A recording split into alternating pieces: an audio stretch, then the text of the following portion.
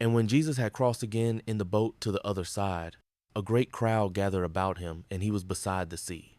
22. Then came one of the rulers of the synagogue, Jairus by name, and seeing him, he fell at his feet. 23, and implored him earnestly, saying, My little daughter is at the point of death.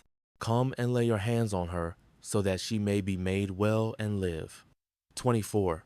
And he went with him, and a great crowd followed him and thronged about him.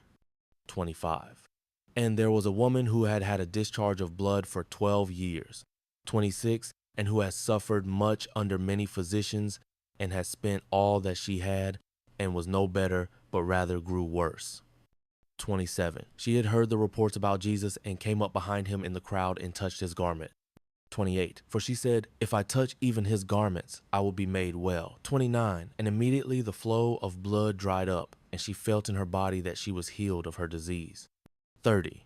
And Jesus, perceiving in himself that power had gone out from him, immediately turned about in the crowd and said, Who touched my garments? 31.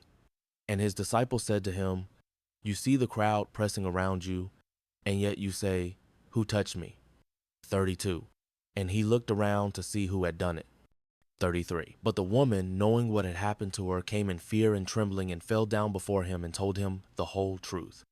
34. And he said to her, Daughter, your faith has made you well. Go in peace, and be healed of your disease. 35. While he was still speaking, there came from the ruler's house some who said, Your daughter is dead. Why trouble the teacher any further? 36. But overhearing what they said, Jesus said to the ruler of the synagogue, Do not fear, only believe. 37. And he allowed no one to follow him except Peter and James and John, the brother of James. 38. They came to the house of the ruler of the synagogue, and Jesus saw a commotion, people weeping and wailing loudly. 39. And when he had entered, he said to them, Why are you making a commotion and weeping? The child is not dead, but sleeping. 40. And they laughed at him. But he put them all outside and took the child's father and mother and those who were with him and went in where the child was. 41. Taking her by the hand, he said to her, Talitha cumi, which means, Little girl, I say to you, arise. 42. And immediately the girl got up and began walking, for she was 12 years of age, and they were immediately overcome with amazement. 43.